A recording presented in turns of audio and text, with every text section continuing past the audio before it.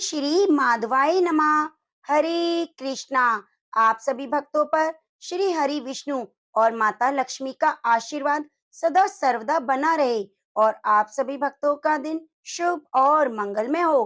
प्रिय भक्तजनों, पद्म पुराण में बैसाख मास के महात्म्य का वर्णन करते हुए बताया गया है कि पूजा करने से भी भगवान श्री हरि को उतनी प्रसन्नता नहीं होती जितना कि बैसाख महीने में स्नान मात्र से भगवान प्रसन्न हो जाते हैं। इसलिए सभी पापों से मुक्ति और भगवान वासुदेव को प्रसन्न करने के लिए, उनकी प्रीति प्रेम को पाने के लिए प्रयत्न पूर्वक मनुष्य को बैसाख स्नान अवश्य ही करना चाहिए। यदि आपने इससे पहले के अध्याय को नहीं सुना तो कृपया करके उसे भी अवश्य सुन लीजिएगा और पुण्य फल के भागीदार बनिएगा। आज हम बैसाख मास माहात्म्य में तीसरे अध्याय का श्रवण करेंगे और साथ ही सुनेंगे भागवत गीता महात्म्य की कथा। तो आइए भगवान के चरण कमलों का ध्यान करते हुए सुनते हैं बैसाख मास की कथा। प्रिय भक्तजनों, आज गणेश चतुर्थी भी है और इस दिन गणेश भगवान की पूजा करके व्रत किया जाता है और चंद्रमा को अर्घ देकर अपने व्रत का पारण किया जाता है। तो आज मैं आपको सबसे पहले सुनाने जा रही हूँ संकष्टी चतुर्थी की बड़ी ही पवित्र और पौराणिक कथा। जय श्री गणेश। एक बार पार्वती जी ने गणेश जी से पूछा कि बैसाख मास की कृष्ण पक्ष की जो संकटा नामक चतुर्थी कही गई है, उस दिन कौन से गणेश जी का किस विधि से पूजन करना चाहिए और इस दिन भोजन में क्या ग्रहण करना चाहिए। गणेश जी ने उत्तर दिया, हे माता, बैसाख कृष्ण चतुर्थी के दिन वक्रतुंड नामक गणेश जी की पूजा व्रत करना चाहिए। भोजन में कमल गट्टे का हलवा लेना चाहिए।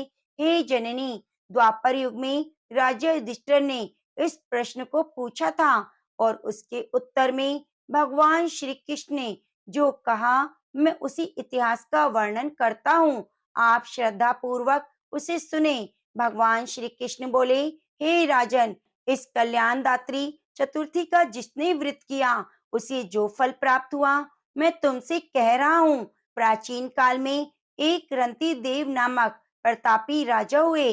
जिस प्रकार आग तृण समूह को जला डालती है, उसी प्रकार वे अपने शत्रुओं के विनाशक थे। उनकी मित्रता यम, कुबेर, इंद्रादिक देवों से थी। उन्हीं के राज्य में धर्म केतु नामक एक श्रेष्ठ ब्राह्मण रहते थे। उनकी दो स्त्रियां थी, एक का नाम सुशीला और दूसरी का नाम चंचला था। सुशीला नित्य ही कोई न कोई व्रत किया करती, फलतः उसने अपने शरीर को दुर्बल बना डाला था। इसके विपरीत चंचला कभी भी कोई व्रत उपवास न करके भरपेट भोजन करती। इधर सुशीला को सुंदर लक्षणों वाली एक कन्या हुई, उधर चंचला को पुत्र रतन की प्राप्ति हुई। यह देखकर चंचला बारंबार सुशीला को ताना देने लगी, अरे सुशीला, तूने इतना व्रत उपवास करके शरीर को जर्जर बना डाला, फिर भी एक कृषकाय कन्या को जन्म दिया। मुझे देख, मैं कभी व्रत आदि के चक्कर में ना पड़कर हष्ट पुष्ट बनी हुई हूँ और वैसे ही बालक को जन्म दिया है। अपनी सौत का व्यंग्य सुन सुशीला के हृदय को चुभने लगा। वह प्रतिव्रता विधिवत गणेश जी की उपासना करने लगी। जब सुशीला ने भक्ति भाव से संकट नाशक गणेश चतुर्थी का व्रत किया तो रात्रि में वरदायक गणेश जी ने उसे दर्शन दिए। श्री गणेश जी ने कहा, हे सुशीले, तेरी आराधना से हम अत्यधिक संतुष्ट हैं। मैं तुम्हें वरदान दे रहा हूँ, तेरी कन्या के मुख से निरंतर मोती मूंगा प्रवाहित होंगे। हे कल्याणी, इससे तुझे सदा प्रसन्नता रहेगी। हे सुशीले, तुझे वेद शास्त्र वेता एक पुत्र भी होगा। इस प्रकार का वरदान देकर गणेश जी अंतर ध्यान हो गए। वरदान प्राप्ति के फलस्वरूप उस कन्या के मुंह से सदैव मोती और मूंगा झड़ने लगे। कुछ दिनों के बाद सुशीला को एक पुत्र उत्पन्न हुआ। तदंतर धर्मकेतु का स्वर्गवास हो गया। उसकी मृत्यु के उपरांत चंचला घर का सारा धन लेकर दूसरे घर में जाकर रहने लगी, परंतु सुशीला पति गृह में रहकर ही पुत्र और पुत्री का पालन पोषण करने लगी। अपनी कन्या के मुंह से मोती मूंगा गिरने के फलस्वरूप सुशीला के पास अल्प समय में ही बहुत सा धन एकत्रित हो गया। इस कारण चंचला उससे ईर्ष्या करने लगी। एक दिन हत्या करने के उद्देश्य से चंचला ने सुशीला की कन्या को कुएं में ढकेल दिया। उस कुएं में गणेश जी ने उसकी रक्षा की और वह बालिका सकुशल अपनी माता के पास लौट आई। उस बालिका को जीवित देखकर चंचला का मन परेशान हो उठा। वह सोचने लगी, जिसकी रक्षा ईश्वर करता है उसे कौन मार सकता है। इधर सुशीला अपनी पुत्री को पुनः प्राप्त कर प्रसन्न हो गई। पुत्री को छाती से लगाकर उसने कहा, श्री गणेश जी ने तुम्हें पुनः जीवन दिया है। अनाथों के नाथ गणेश जी हैं। चंचला आकर उसके पैरों में नतमस्तक हुई। उसे देखकर सुशीला के आश्चर्य का ठिकाना ना रहा। चंचला हाथ जोड़कर कहने लगी, हे बहन सुशीले, मैं बहुत बड़ी पापिन हूँ, दुष्टा हूँ। आप मेरे अपराधों को क्षमा करें। आप दयावती हैं। आपने दोनों कुलों का उद्धार कर दिया। जिसका रक्षक देवता होता है उसका मानव क्या बिगाड़ सकता है। जो लोग संतों सत्पुरुषों का दोष देखते हैं वे अपनी करनी से स्वयं नाश को प्राप्त होते हैं। इसके बाद चंचला ने भी उस कष्ट निवारक पुण्यदायक संकट नाशक गणेश जी के व्रत को किया। श्री गणेश जी की अनुग्रह से परस्पर उन दोनों में प्रेम भाव स्थापित हो गया। जिस पर गणेश जी की कृपा होती है उसके शत्रु भी मित्र बन जाते हैं। सुशीला के द्वारा संकट नाशक गणेश चतुर्थी व्रत किए जाने के कारण ही उसकी सोच चंचला का हृदय परिवर्तन हो गया। श्री गणेश जी कहते हैं, हे देवी, पूर्व काल का पूरा वृतांत आपको कह सुनाया। इस श्लोक में इससे श्रेष्ठ विघ्न नाशक कोई दूसरा व्रत नहीं। भगवान श्री कृष्ण जी कहते हैं, हे धर्मराज, आप भी विधि पूर्वक गणेश जी का व्रत करो। इसके करने से आपके शत्रुओं का नाश होगा। अष्ट सिद्धियां और नवनिधियां आपके सामने करबद्ध होकर खड़ी रहेंगी। हे धर्मपरायण युधिष्ठिर, आप अपने भाइयों, पत्नी, माता के साथ इस व्रत को कीजिए। थोड़े ही समय में आप अपने राज्य को प्राप्त कर लेंगे। तो प्रेम से बोलिए, गौरी पुत्र गणेश भगवान की जय। जो व्यक्ति ठाकुर जी के प्रति अटूट विश्वास रखता है वही सच्चे धैर्य के साथ जीवन की कठिनाइयों का सामना करता है और आखिरकार उसकी साधना भी सफल होती है। प्रेम से बोलो, बाके बिहारी लाल की जय। आज मैं आपको सुनाने जा रही हूँ सखुबाई जी की कथा। कहते हैं कि भगवान इनके लिए बहुत देर तक रस्सी से बंधे रहे। भगवान तो ऐसे ही हैं, जब अपने भक्तों पर दया करते हैं तो उनके साथ ना जाने कैसी कैसी लीलाएं करते हैं। ऐसा कुछ कर जाते हैं कि जो हमारे सोचने की सीमा से भी परे होता है। ऐसे ही एक भक्त थी सखुबाई।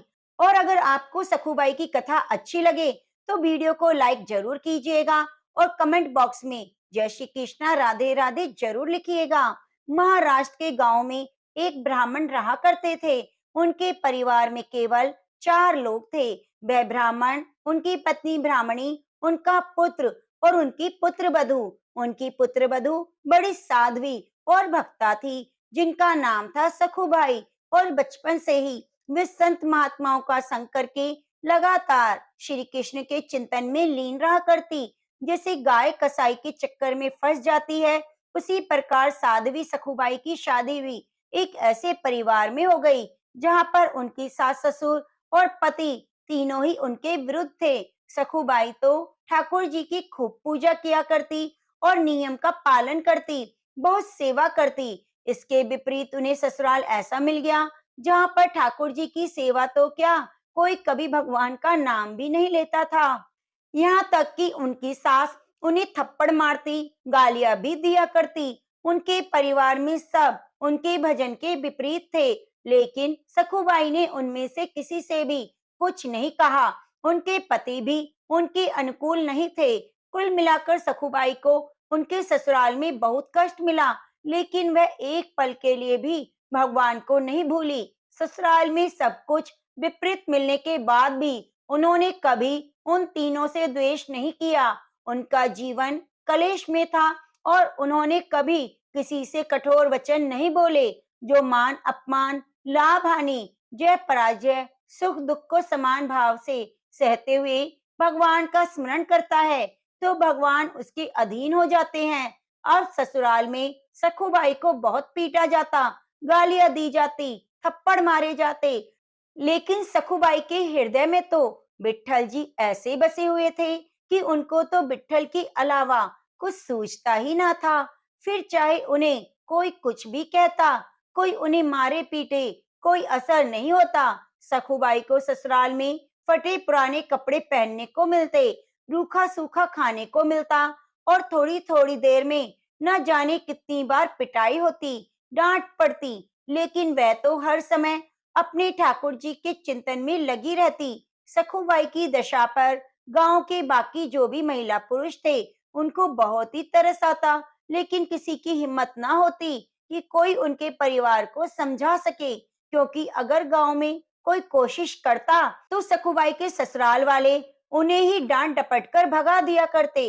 अब सखुबाई मन ही मन भगवान की कृपा का अनुभव करते सोचती कि मेरे ठाकुर जी कितने कृपालु हैं। अगर मेरे पति सास ससुर मुझसे प्रेम करते हैं और हमेशा अच्छा व्यवहार करते तो मेरे ठाकुर जी के प्रेम में तो बाधा पड़ जाती, फिर तो मैं उनकी सेवा इस तरह ना कर पाती। इतना कुछ विपरीत होने के बाद भी उन्हें कभी किसी से कोई शिकायत नहीं थी। एक दिन किसी पड़ोसन ने सखुबाई से पूछा, अरे बता तो जरा तू, इतना दुख भोग है, तेरे मायके में कोई है या नहीं? कोई कभी खबर लेने नहीं आता, न कोई तुम्हारे साथ दिखाई देता।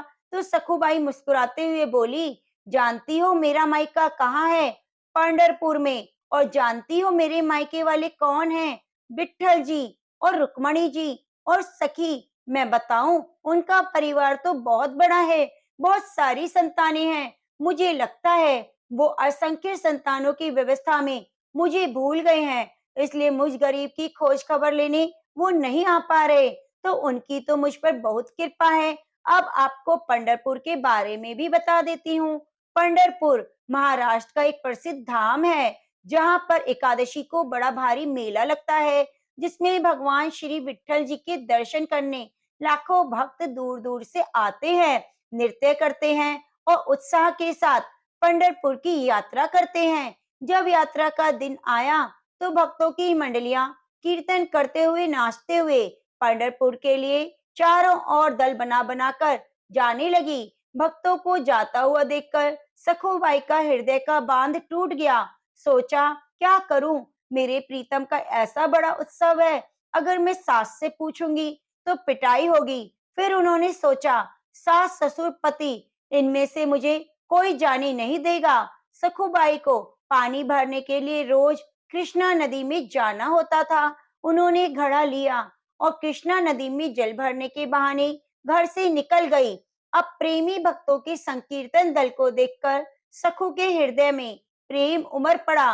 पंढरपुर जाने की इच्छा उनके मन में इतनी तीव्र हो गई कि उन्होंने पानी भरने वाला घड़ा वहीं रखा और वे भक्तों की मंडली में चली गई। सारी सुध बुध भूल गई।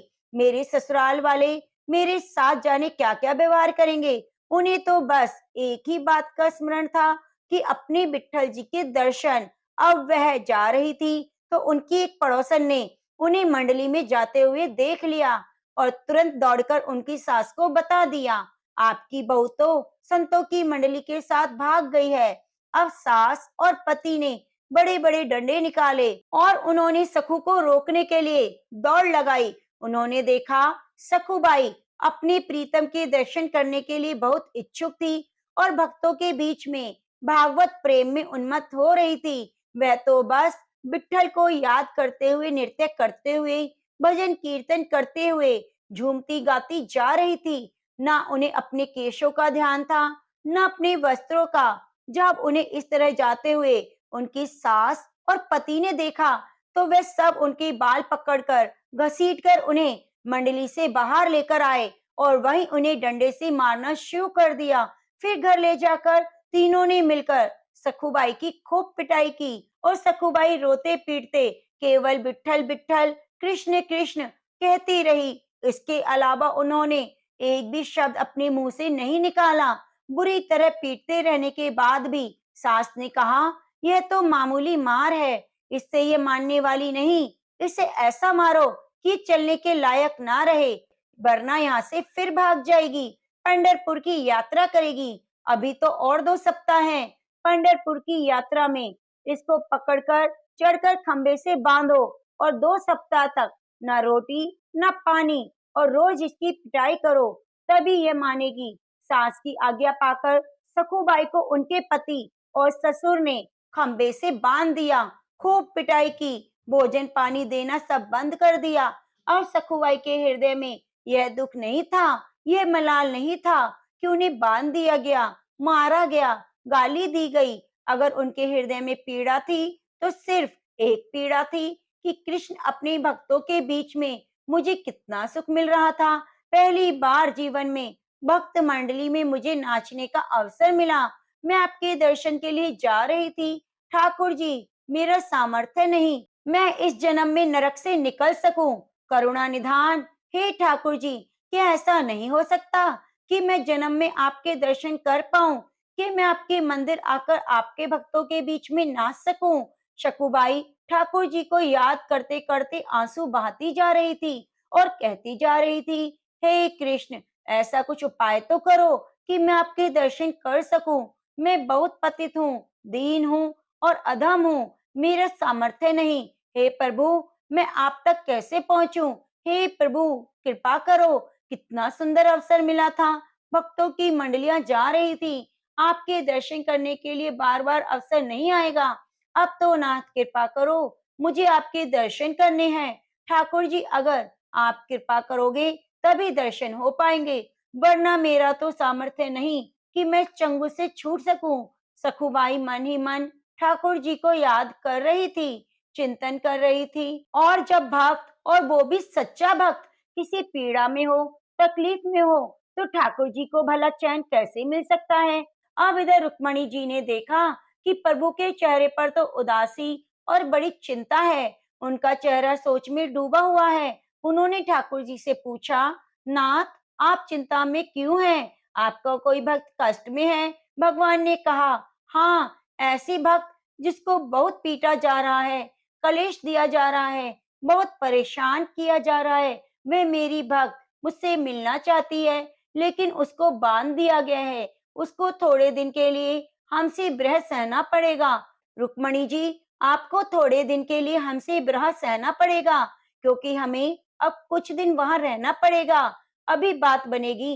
रुक्मणी जी से ऐसा कहकर ठाकुर जी तुरंत सखुबाई के पास गए और वहां उन्होंने देखा कि एक खंबे से मोटी मोटी रस्सियों से जकड़कर उन्हें बांधा गया है। उनकी हालत बड़ी दयनीय हो रखी थी, ना भोजन दिया गया, ना पानी दिया गया, सिर्फ गालियां और पिटाई दी जा रही थी। सखुबाई की आंखों से लगातार आंसू बह रहे थे, गालों पर सिर्फ आंसू के निशान थे, बाल बिखरे हुए, कपड़े मैले थे और इस हाल में ही प्रभु के ध्यान में निमग्न थी। तब ठाकुर जी ने बहुत सुंदर नवेली एक दुल्हन का रूप बनाया और आकर बोले, सखुबाई, मैंने सुना है तुम पंढरपुर जाना चाहती हो, चलोगी मेरे साथ पंढरपुर?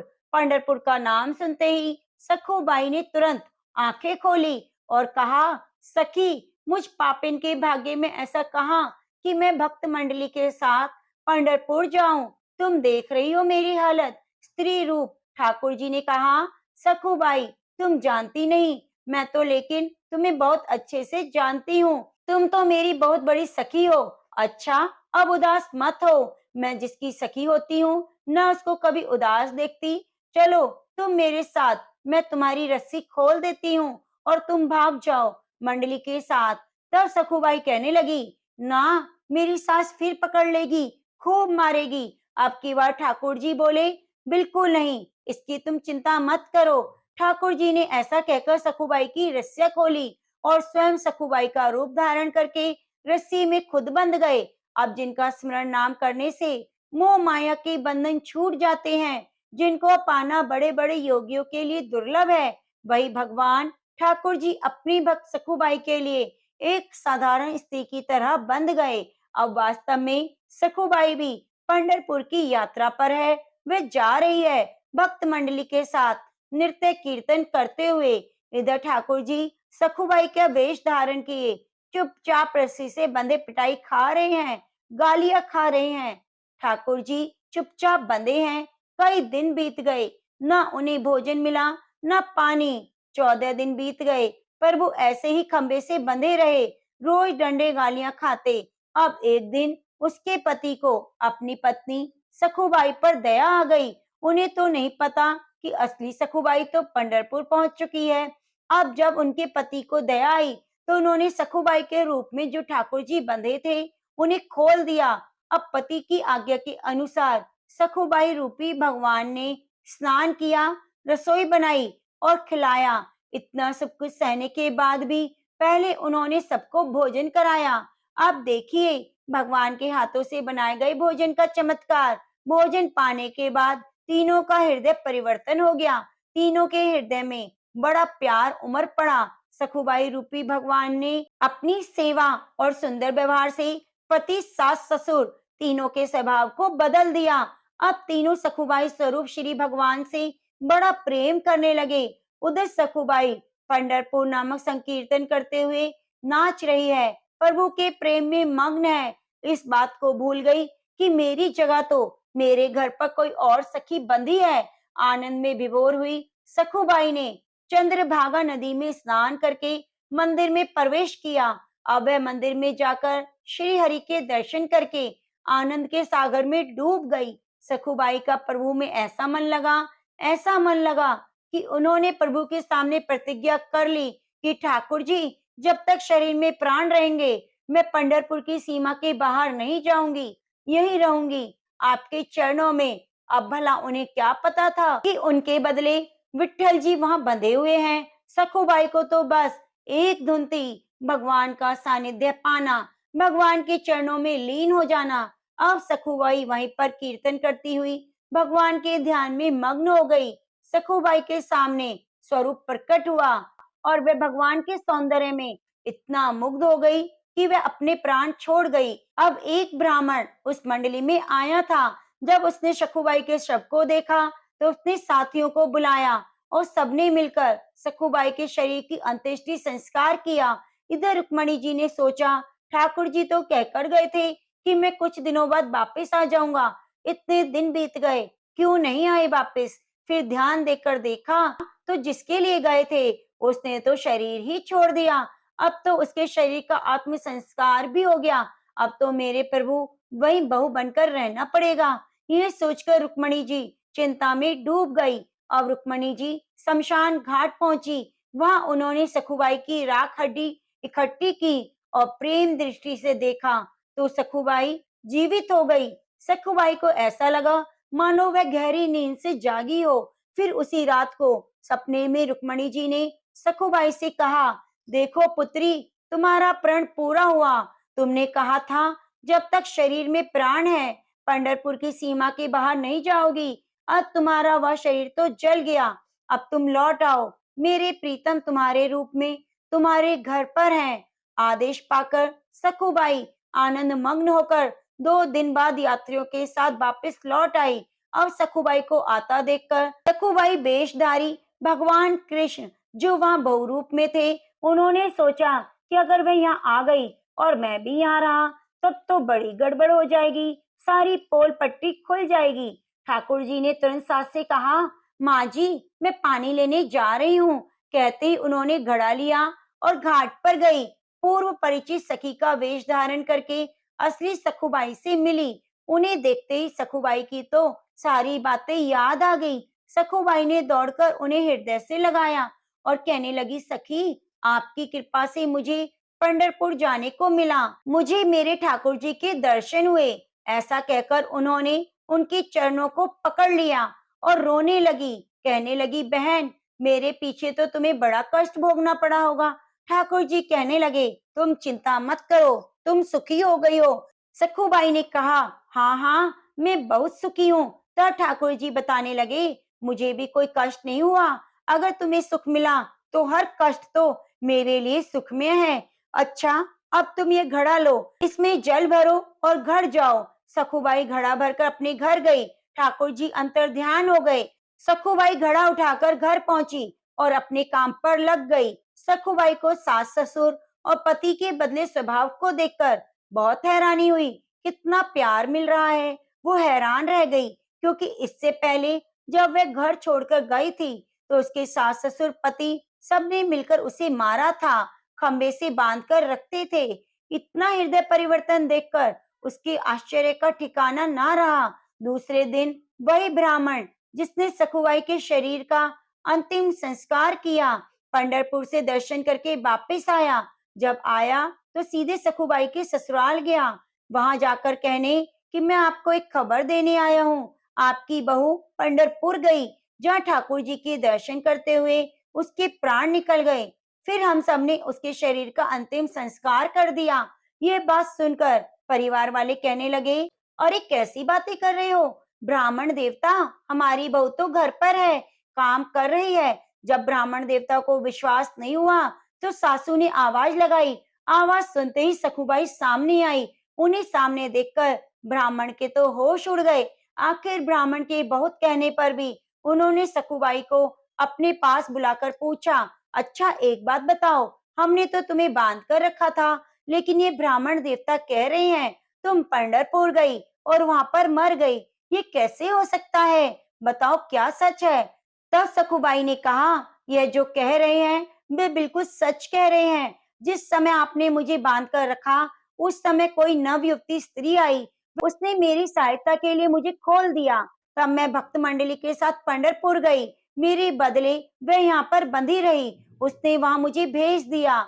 यहाँ पर सब प्रतिकूल व्यवहार सहती रही और मारपीट सहती रही। वहां एक दिन मैं बेहोश हो गई। बाद में मुझे पता चला मैं मर गई। फिर मेरे शरीर को जलाया गया, पर रुक्मणी जी ने मुझे फिर से जिंदा कर दिया और वापस भेज दिया। जब मैं नदी के पास आई तो वह युवती मुझे मिली जिसे मुझे खोला था, और वो मुझे घड़ा देकर चली गई। आप लोग जानते हैं वह युवती कौन थी? तो सास ससुर पति कहने लगे, नहीं हमें नहीं पता। सखुबाई ने कहा, जब वो चली गई तब मुझे पता चला कि वो विट्ठल जी थे। आप लोगों का बड़ा सौभाग्य है कि आपको मेरे इष्ट देवता के दर्शन हुए।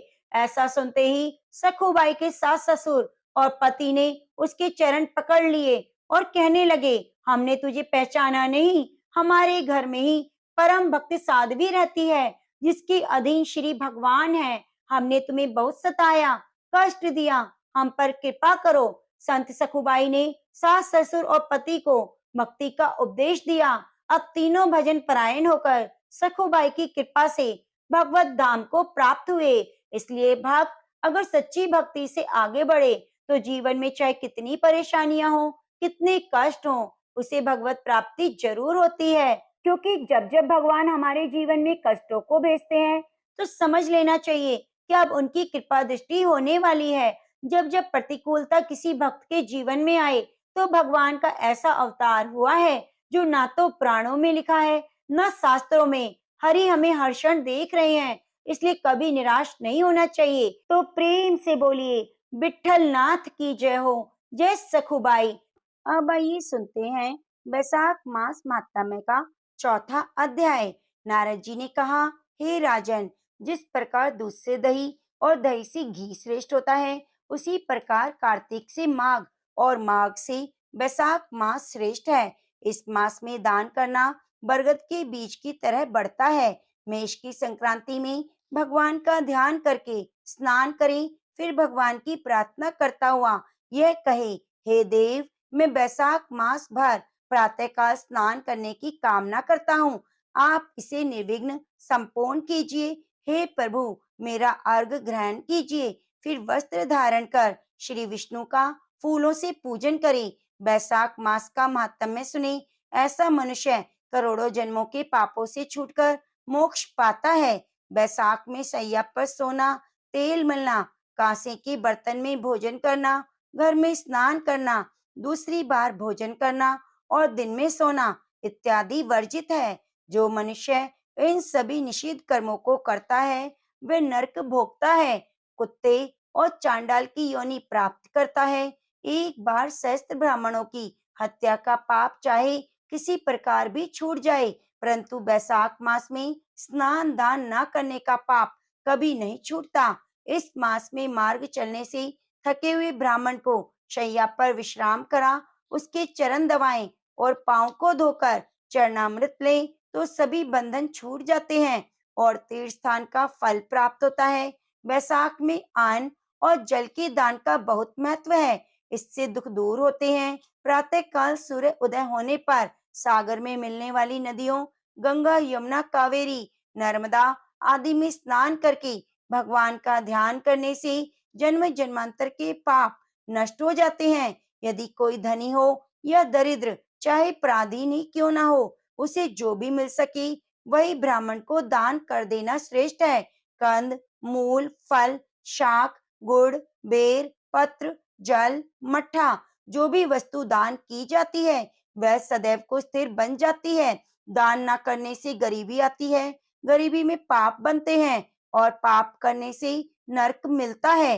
अतः दान करना अति आवश्यक है। जिस प्रकार रूपवती नारी वस्त्र बिना शोभा नहीं पाती, नमक बिना श्रेष्ठ शाक भी स्वाधीन होता है, वैसे दानहीन मनुष्य सर्वगुण संपन्न होने पर भी श्रेष्ठ नहीं समझा जाता। उसी प्रकार वैशाख मास में स्नान दान न करने वाले मनुष्य के किए हुए सभी कर्म व्यर्थ सिद्ध होते हैं। वैशाख मास में की गई तीर्थ यात्रा और इस मास में किए गए यज्ञ, तप आदि का फल सर्वाधिक होता है। इस मास के देवता मधुसूदन का जो मनुष्य पूजन नहीं करता वह शूकर की योनि में जाता है। जो मनुष्य भगवान की पूजा करता है वह पृथ्वी का पालक बन जाता है और करोड़ों जन्मों का सुख भोगता है और अपने कुटुंब सहित मुक्ति को प्राप्त करता है। तो प्रेम से बोलिए वैशाख मास की जय। प्रिय भक्तजनों, 5वां अध्याय हम कल के अध्याय में सुनेंगे। अब आइए सुनते हैं श्रीमद् भागवत गीता के दूसरे अध्याय का महात्म्य। हरे कृष्णा। अभी तक आपने चैनल को सब्सक्राइब नहीं किया तो सब्सक्राइब करके बगल में बनी घंटी को दबा लीजिए। प्रेम से बोलिए श्रीमद् भागवत गीता की जय। आइए आपको सुनाते हैं श्रीमद् भागवत गीता के दूसरे अध्याय का महात्म्य। श्री भगवान कहते हैं, लक्ष्मी जी, प्रथम अध्याय का महात्म्य का उत्तम उपाख्यान मैंने तुम्हें सुना दिया। अब अन्य अध्यायों के महात्म्य श्रवण करो। दक्षिण दिशा में वेद वेता ब्राह्मणों के पुरंदरपुर नामक नगर में श्रीमान देव शर्मा नामक एक विद्वान ब्राह्मण रहते थे। वे अतिथियों के पूजक, स्वाध्यायशील, वेद शास्त्रों के विशेषज्ञ, यज्ञों का अनुष्ठान करने वाले और तपस्वियों के सदा ही प्रिय थे। उन्होंने उत्तम द्रव्यों के द्वारा अग्नि में हवन करके दीर्घ काल तक देवताओं को तृप्त किया, किंतु उन धर्मात्मा ब्राह्मण को कभी सदा रहने वाली शांति ना मिली। वे परम कल्याणमय तत्व का ज्ञान प्राप्त करने की इच्छा से प्रतिदिन प्रचुर सामग्रियों के द्वारा सत्य संकल्प वाले तपस्वियों की सेवा करने लगे। इस प्रकार शुभ आचरण करते हुए उन्हें बहुत समय बीत गया। उसके बाद एक दिन पृथ्वी पर उनके समक्ष एक त्यागी महात्मा प्रकट हुए। वे पूर्ण अनुभवी, आकांक्षा रहित, नासिका के अग्रभाग पर दृष्टि रखने वाले और शांत चित्त थे। निरंतर परमात्मा के चिंतन में संलग्न हो वे सदा आनंद विभोर रहते। देव शर्मा ने उन नित्य संतुष्ट तपस्वी को शुद्ध भाव से प्रणाम किया और पूछा, महात्मन, मुझे शांतिमय स्थिति कैसे प्राप्त होगी? तब उन आत्मज्ञानी संत ने देव शर्मा को सोपुर ग्राम के निवासी मित्रवान का, जो बकरियों का चरवाहा था, परिचय दिया और कहा, वही तुम्हें उपदेश देगा। यह सुनकर देव शर्मा ने महात्मा के चरणों की वंदना की और समृद्धिशाली सोपुर ग्राम में पहुंचकर उसके उत्तर भाग में एक विशाल वन देखा। उसी वन में नदी के किनारे एक शिला पर मित्रवान बैठा था। उसके नेत्र आनंद से भरे हुए थे। वह अपलक दृष्टि से देख रहा था। वह स्थान आपस का स्वाभाविक बैर छोड़कर एकत्रित हुए परस्पर विरोधी जंतुओं से घिरा था। वहाँ उद्यान में मंद मंद वायु चल रही थी। मृगों के झुंड शांत भाव से बैठे थे। मित्रवान दया से भरी हुई आनंदमयी मनोहारिणी दृष्टि से पृथ्वी पर मानो अमृत छिड़क रहा था। इस रूप में उसे देखकर देव शर्मा का मन प्रसन्न हो गया। वह उत्सुक होकर बड़ी विनय के साथ मित्रवान के पास गए। मित्रवान ने भी अपने मस्तक को किंचित नवाकर देव शर्मा को सत्कार किया। मित्रवान ने भी अपने मस्तक को किंचित नवाकर देव शर्मा का सत्कार किया। उसके बाद विद्वान देव शर्मा अनन्य चित्त से मित्रवान के समीप गए। जब उसके ध्यान का समय समाप्त हो गया, उस समय उन्होंने अपने मन की बात पूछी। महाभाग, मैं आत्मा का ज्ञान प्राप्त करना चाहता हूँ।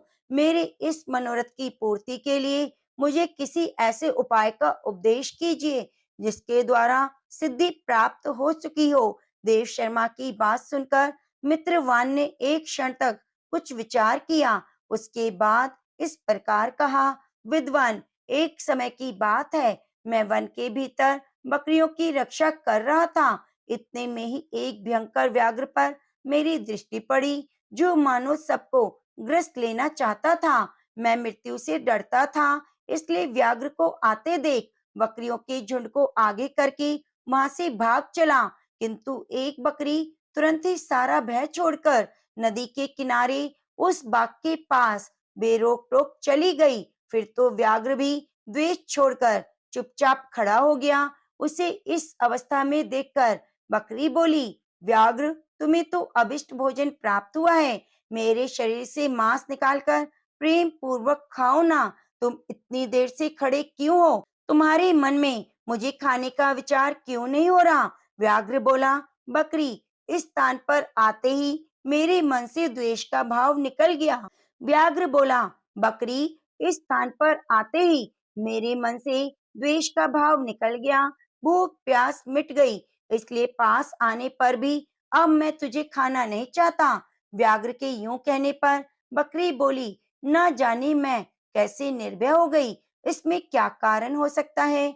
यदि तुम जानते हो तो बताओ। यह सुनकर व्याघ्र ने कहा, मैं भी नहीं जानता। चलो सामने खड़े हुए इस महापुरुष से पूछें। ऐसा निश्चय करके वे दोनों वहां से चल दिए।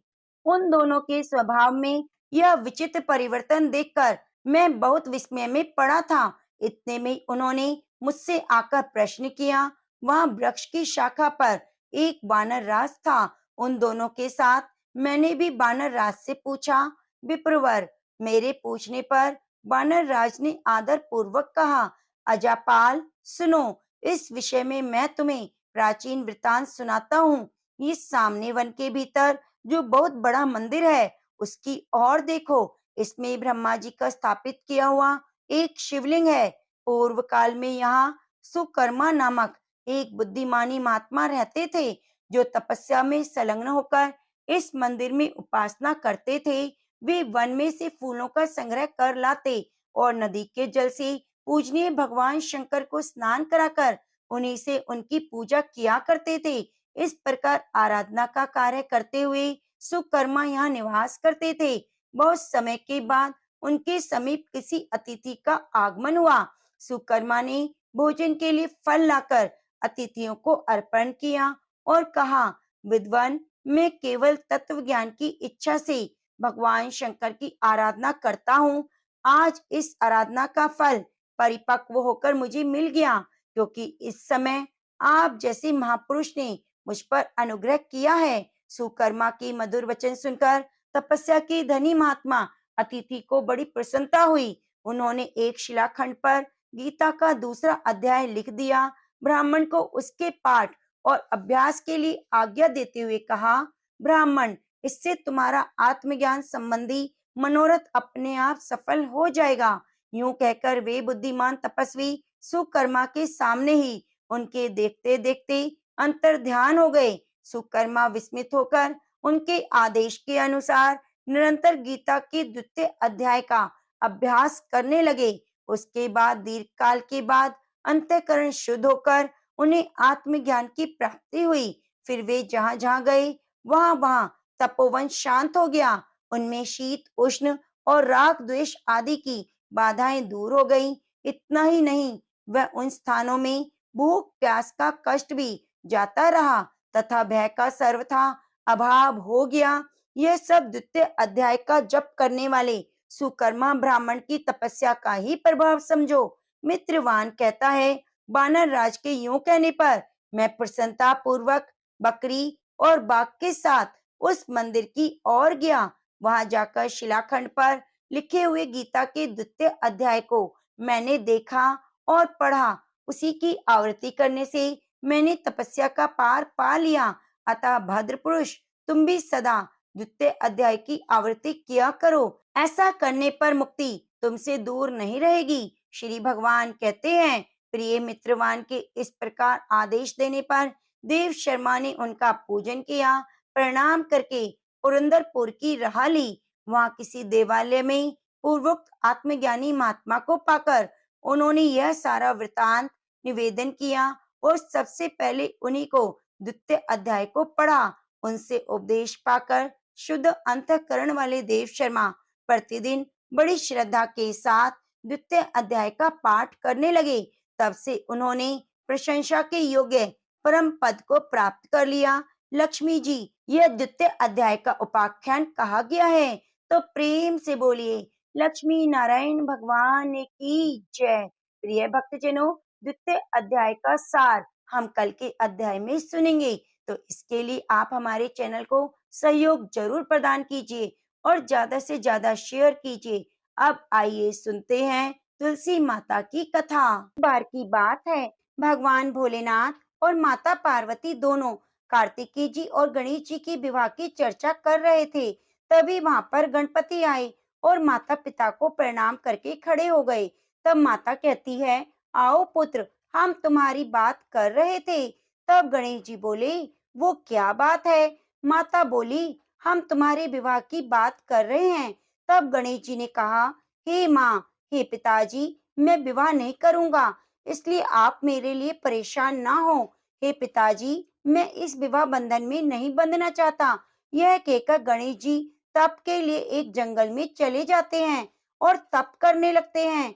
तभी वहां पर एक राजकुमारी आती है और गणपति जी का एक अजीब सा रूप देखकर उन पर मोहित हो जाती है और उनकी तपस्या भंग करने लगती है। तब गणेश जी की तपस्या भंग हो जाती है। भगवान श्री गणेश उस स्त्री से कहते हैं, हे देवी, तुम कौन हो और मेरी तपस्या क्यों भंग कर रही हो? फिर देवी ने कहा, हे प्रभु, मैं तुलसी हूँ और वर की तलाश में निकली हूँ, इसलिए आप मुझे अपने योग्य वर की तलाश में निकली हूँ। आप मुझे अपने योग्य वर लगे, इसलिए मैं आपकी तपस्या भंग कर रही थी। तब गणेश जी बोले, हे देवी, मैं तुमसे विवाह नहीं कर सकता, क्योंकि मैंने विवाह ना करने की ठानी है और मैं अपने माता पिता की सेवा करना चाहता हूँ। बस मैं विवाह के चक्कर में नहीं पड़ना चाहता, इसलिए आप अपने लिए कोई और वर देख लीजिए। फिर राजकुमारी तुलसी को क्रोध आ गया। वह गणेश जी को श्राप देती है और कहती है, तुमने मेरा अपमान किया, इसलिए आगे जाकर तुम दो स्त्रियों के पति बनोगे। और ज्यादा अपमान शब्द कहने लगी। तब गणेश जी को क्रोध आ जाता है और गणेश जी बोले, मैं तुम्हें श्राप देता हूँ कि तुम कलयुग में एक वृक्ष का रूप लोगी और असुर से तुम्हारा विवाह होगा। ये श्राप सुनते ही वह गणेश जी से माफी मांगती है और रोने लगती है। तब गणेश जी उसे रोता देखकर क्षमा कर देते हैं और तुलसी को वरदान देते हैं, तुम कलयुग में पूजी जाओगी। श्री विष्णु की पूजा तुम्हारे बिना अधूरी होगी और मेरी पूजा से तुम दूर रहोगी। घर घर तुम्हारी पूजा होगी, सभी वृक्षों में तुम प्रधान होगी, श्रेष्ठ होगी। जहाँ तुम होगी वहाँ लक्ष्मी का वास होगा। और इस तरह से गणेश जी माता तुलसी को वरदान देकर वहां से चले जाते हैं। कुछ समय के बाद गणेश जी को विवाह का मन करने लगा और विवाह करना चाहते थे, पर कोई भी देवता गणेश जी का अजीब रूप देखकर अपनी पुत्री नहीं देना चाहते थे। जब किसी देवता का विवाह होता तो गणेश जी को बहुत गुस्सा आता। एक दिन गणेश जी और मूषक सेना ने मिलकर एक योजना बनाई। कहा कि जब मेरा विवाह नहीं होता तो मैं किसी का भी विवाह नहीं करने दूंगा। अब क्या था, जब किसी देवता का विवाह होता तो मूषक सेना जाकर वहां पर सब कुछ उथल पुथल कर देती। यह सब देवता देखकर परेशान हो गए और सबने मिलकर ब्रह्मा जी के पास जाने का निर्णय किया। ब्रह्मा जी ने कहा, ठीक है, मैं कुछ करता हूँ।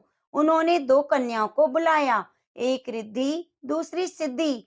कहा कि तुम दोनों गणेश जी के पास मेरे साथ चलो और जो मैं तुम्हें कहूँ वही काम करना। ये तीनों गणेश जी के पास चले। ब्रह्मा जी ने गणेश जी से कहा, यह मेरी पुत्रियां हैं, आप इन्हें ज्ञान दें। गणेश जी ने दोनों को ज्ञान देना शुरू कर दिया। जैसे ही किसी का विवाह होता, मूषक तो गणेश जी के पास आता और अपनी बात कहने लगता। वैसे ही रिद्धि सिद्धि गणेश जी का ध्यान अपनी ओर कर लेती। ऐसे में सभी देवी देवताओं का विवाह हो गया। जब ये बात गणेश जी को पता चली तो वह क्रोधित हुए। तभी वहां पर ब्रह्मा जी आते हैं और गणेश जी से कहते हैं, आप मेरी दोनों पुत्रियों से विवाह कर लो। यह बात सुनकर गणेश जी खुश हो जाते हैं और बड़ी धूमधाम से गणेश जी का विवाह रिद्धि सिद्धि के साथ हो जाता है। कुछ समय होने के बाद रिद्धि और सिद्धि के दो पुत्र होते हैं। रिद्धि के पुत्र का नाम शुभ और सिद्धि के पुत्र का नाम लाभ होता है। एक कन्या होती है जिसका नाम संतोषी होता है। इस प्रकार से गणेश जी का विवाह संपन्न होता है। तो प्रेम से बोलिए गणेश भगवान की जय। अब आइए सुनते हैं लपसी तपसी की कथा। कहते हैं कि लपसी तपसी की कथा हमें हर कथा कहानी में जरूर सुननी चाहिए। एक लपसी था, एक तपसी था। तपसी हमेशा भगवान की तपस्या में लीन रहता। लपसी रोजाना सवा सेर की लापसी बनाकर भगवान का भोग लगाकर जीम लेता था। एक दिन दोनों लड़ने लगे। तपसी बोला, मैं रोज भगवान की तपस्या करता हूँ, इसलिए मैं बड़ा हूँ। लपसी बोला, मैं रोज भगवान का सवा सेर लापसी का भोग लगाता हूँ, मैं बड़ा हूँ। नारद जी वहां से गुजर रहे थे। दोनों को लड़ता देखकर उनसे पूछने लगे, तुम क्यों लड़ रहे हो? तपसी ने खुद के बड़ा होने का कारण बताया और लपसी ने भी अपना कारण बताया। तो नारद जी बोले, तुम्हारा फैसला मैं कर दूंगा। दूसरे दिन लपसी तपसी नहाकर अपनी रोज की भक्ति करने आए। नारद जी ने छुपकर 1.25 करोड़ की एक एक अंगूठी दोनों के आगे रख दी। तपसी की नजर जब अंगूठी पर पड़ी तो उसने चुपचाप अंगूठी उठाकर अपने नीचे दबा ली। लपसी की नजर अंगूठी पर पड़ी, लेकिन उसने ध्यान नहीं दिया। भगवान को भोग लगाकर लापसी खाने बैठ गया। नारद जी सामने आए तो दोनों ने पूछा कि बताओ कौन बड़ा? तो नारद जी ने तपसी से खड़ा होने को कहा तो वह खड़ा हुआ तो उसके नीचे दबी हुई अंगूठी दिखाई दी। नारद जी ने तपसी से कहा, तपस्या करने के बाद भी तुमने चोरी करने की आदत नहीं गई, इसलिए लपसी बड़ा और तुम्हें तुम्हारी तपस्या का कोई फल नहीं मिलेगा। तपसी शर्मिंदा होकर माफी मांगने लगा। उसने नारद जी से पूछा, मुझे मेरी तपस्या का फल कैसे मिलेगा? नारद जी ने कहा, यदि कोई गाय कुत्ते की रोटी नहीं बनाएगा तो उसका फल तुझे मिलेगा। यदि कोई ब्राह्मण को भोजन कराकर दक्षिणा नहीं देगा तो उसका फल तुझे मिलेगा। यदि कोई साड़ी के साथ ब्लाउज नहीं देगा तो उसका फल तुझे मिलेगा। यदि कोई दिए से दिया जलाएगा तो उसका फल तुझे मिलेगा। यदि कोई सारी कहानी कहकर तुम्हारी कहानी नहीं सुनेगा तो उस कथा कहानी का फल तुम्हें मिलेगा। उसी दिन से हर वृत्त कथा कहानी के साथ लपसी तपसी की कहानी भी सुनी जाने लगी। तो प्रेम से बोलिए लपसी तपसी की जय।